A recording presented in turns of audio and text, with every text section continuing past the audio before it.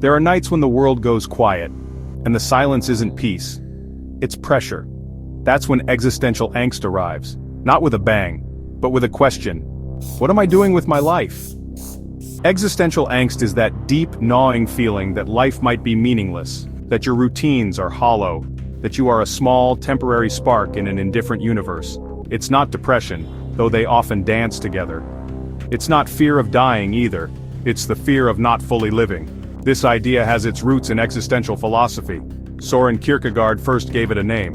Nietzsche deepened the wound. And Jean-Paul Sartre made it personal. You exist.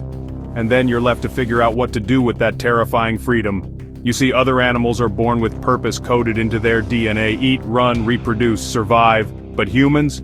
We invent meaning. We build our lives like novels, chapter by chapter, without knowing the ending. And that freedom, it overwhelms. In today's world, existential angst is quiet, but constant. It shows up as burnout, dissatisfaction, or the ache that hits after scrolling for hours and still feeling empty.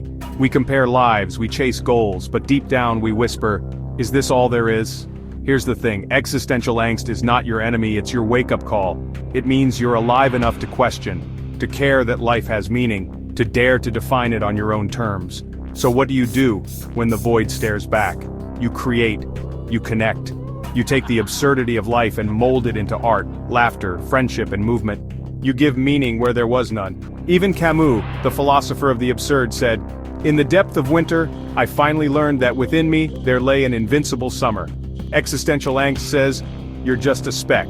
And you reply, "Yes, but I get to choose what kind of speck I'll be." You don't need to find the meaning of life like it's a hidden treasure. You get to create it, piece by fragile, beautiful piece. And maybe that's the gift hidden in the angst. You are not here to find the answer, you are here to become the answer.